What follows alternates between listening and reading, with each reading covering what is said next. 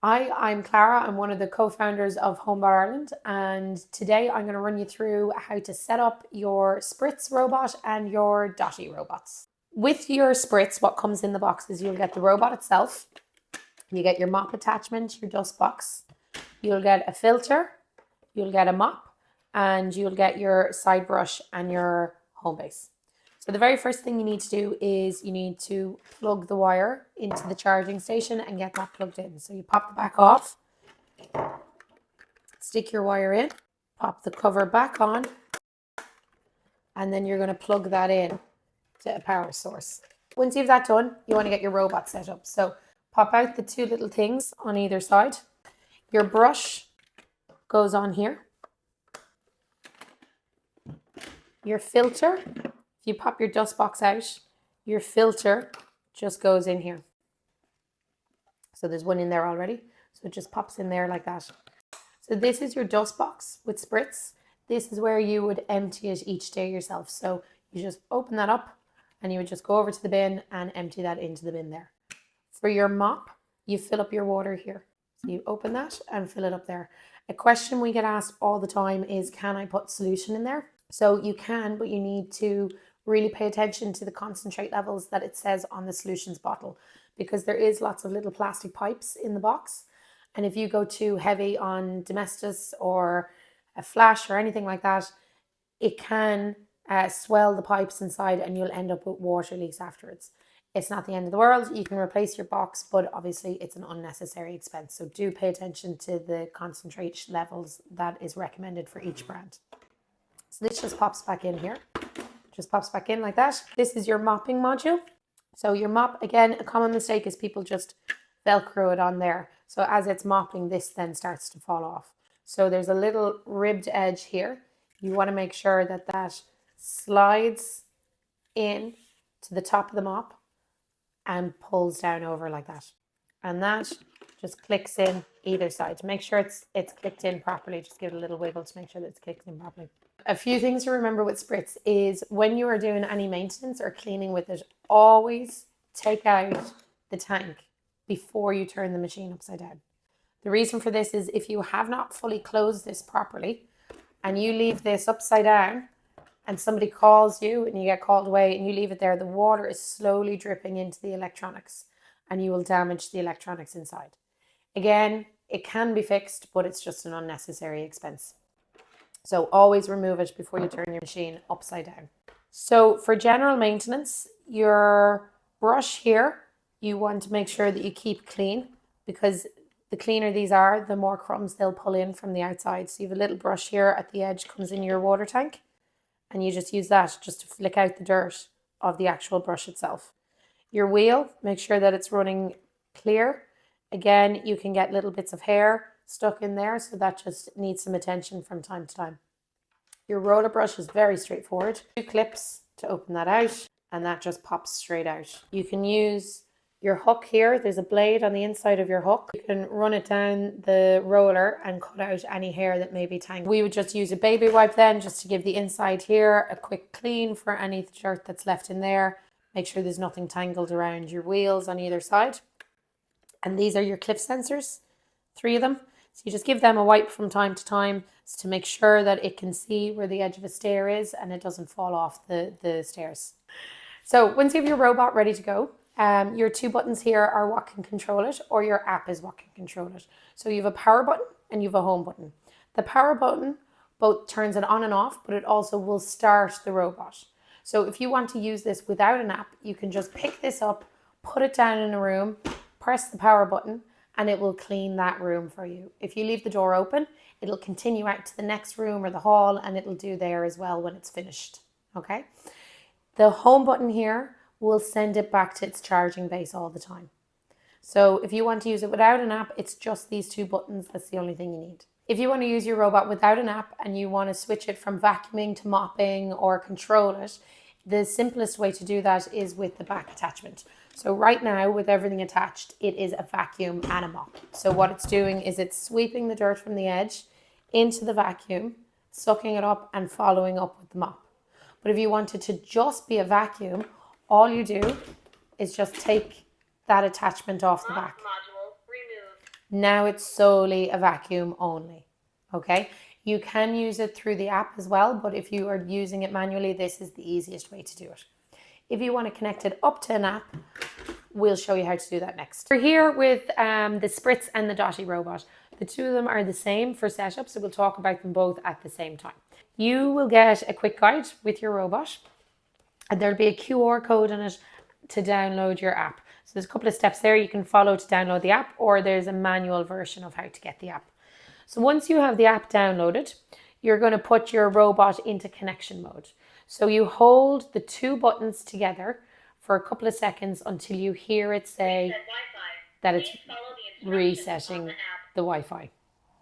So at that point, you would go on and you click your plus button. You say add new device in your app, and the device will show up here. If it doesn't show up here, you click down to small home appliances, you slide down and you find robot vacuum here. Okay, but this has manually found it. So we're just going to click Spritz here. It's going to ask me for the Wi-Fi details, and I'm going to say, yeah, that's my password. And it's just going to load up now and connect to it. It'll tell me in a minute when it's finished connecting. So we'll just wait. Wi-Fi connecting. So once it's connected, it's going to say, please keep sweeping robot and charging pile together charged first. So we're letting it charge here. You would then say next, and it asks you, do you want to draw a map? So at home, you would say, yes, start drawing. And what will happen is it'll come out and it will draw the map for you. It might take an hour. It could bump into a couple of things. It's just learning the layout, and it'll come back and it'll give you a full floor plan of your room there. So right now we're going to skip that so I can talk you through the rest of the app. So this is an old map from previous times when we've had it set up. We'll run through how you edit your maps. So this is all your rooms here. You have map edit here. You can select a no-go zone. This is where we do our no-go zones. We have the no-go zone for sweep and vacuum and a no-go zone for mop. So they're just little boxes that you can select and you can drag it to wherever it needs to go. So right now that would be no vacuuming and no sweeping, and I can take a mop one and I can place it over the top of it there as well. Okay. Once you've done that, make sure you click save so that it saves any edits that you've done. From your map edit, you also have map custom editing. So in here, this is where you can split rooms, you can merge rooms, you can name the rooms, you can swap them around the order of which it cleans, and you can custom edit. So from here with your custom editing, you can click in and out and you can change the settings of the cleaning for each room. So you can put them up or down on vacuum levels and on mopping levels. And again, once you've done anything, make sure you hit save. When you go back out of this, if you wanted to clean on the custom that you've just asked it for, you would hit into cleaning preferences and turn on custom mode. Otherwise, you can turn this off and it will just work according to whatever cleaning preferences you have here. So we can confirm that. Then in your menu, your main menu down here, you have options to schedule your timer. So again, you can click in, you can have it on whatever day and whatever time you want it to do. Your room manage is here. So this is where you will have different maps if you have upstairs and downstairs. We just have the one map here, so that is our home map, so we have that saved. Cleaning record, you can check where it's cleaned, how long it's cleaned. This hasn't been out in a while, so we don't have any records here. Your voice and your volume is just your languages that you want the robot to speak to you in and the volume at which it speaks in. You can remote control your robot, which my kids like to do and my husband likes to do sometimes and have robot wars. Or you can use it for cleaning a particular area if you have a stain or a spill or something like that. Your consumables are your rolling brush, your side brush, your filter. So it just tells you how long you have left before you need to replace them. You can clean all of them, and we do advise to clean them regularly. Don't wait for it to say you need a new one. The cleaner you keep your filters, the better the suction will be on the vacuums. Find your robot. If it's got lost underneath a bed or a sock or something like that, you can just click that. Hi, here I am. And your robot will let you know where it is. Auto carpet boost. If you want, anytime it hits a mat or a rug for the suction to boost, you can do that. You have a child lock button. So if you have toddlers in the house that keep pressing the buttons on you, you can turn on the child lock and now the buttons won't work. And you have top up cleaning here, which means that if the battery goes dead halfway around the room, it'll come back and charge, and then it'll automatically go back out and take off from where it left off. You can turn that off if you like, but we recommend leaving it on. This is just your device information. And down here at the bottom, we have enhanced black ground passability. So what that means is this has the cliff sensors on it so that it doesn't fall down the stairs.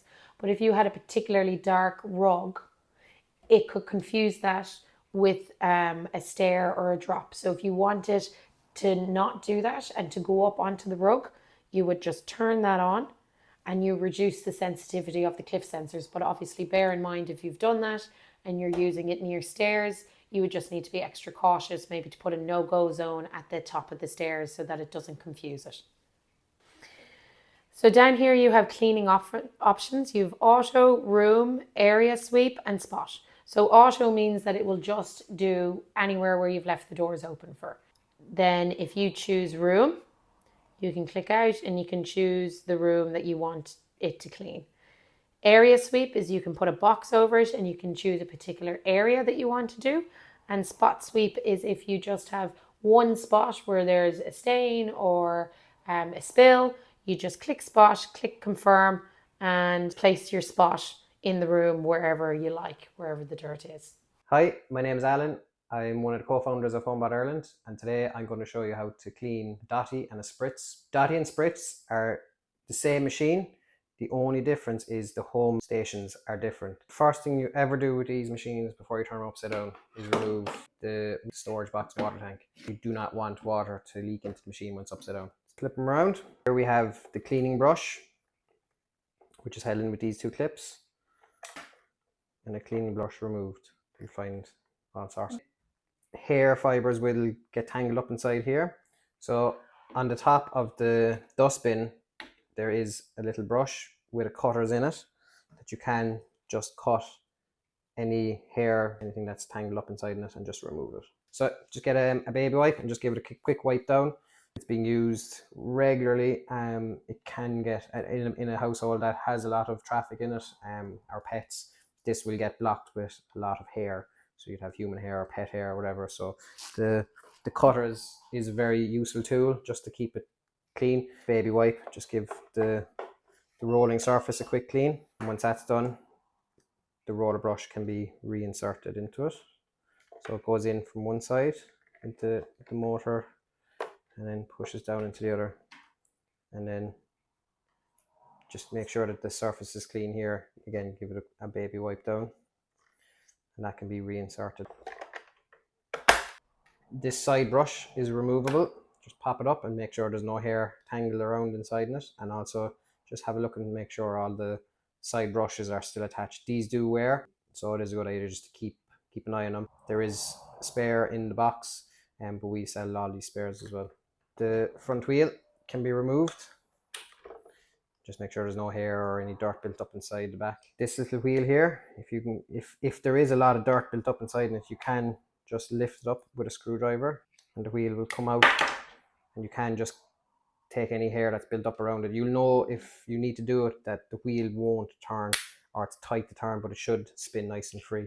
These are nice and clean, so it can be reinserted back in. Because Dotty is a self-empty machine, self-empties into its home station, the level of dirt inside in the dustbin should be very low. But what it does have is it has a filter system inside in it that does need to be kept clean. Spritz doesn't have a self-empty function, so Spritz would have to be self-emptied every 2 days, give or take. That would just need to be emptied into a bin. You can see when you remove the filter, there is a little fine gauze here. Just give it a wipe so any fluff or any sort of dust can get attached to it. Just keep that clean. And the filter system, bring it over to the sink and just tap it out until any loose dirt comes off it. These filters would need to be changed every 3 to 6 months. So he's nice and clean. Pop him back into the dustbin. Insert the dustbin back into the robot. As a Spritz is now fully cleaned. From time to time, your Spritz or Dotty can get airlocked from lack of use or from not filling the water tank and it's just sucking air for a period of time. I'm going to show you quickly how to unairlock it. Before you turn any of them upside down, is remove the dustbin, and inside you will see 2 water connections. What we have here is a little syringe that you can get in any chemist, or like a Calpol bottles would have them. We have a bit of rubber hose, but you can put like a straw or anything of similar size. Just basically fill it with water. Go on to this connection, the one nearest the dust box. You put your syringe on. Syringe a little bit of water until it comes out the other side. That's enough to unairlock the machine. You can then put back on your dustbin with the water attachment in it and then try it again, and it will be unairlocked at that point.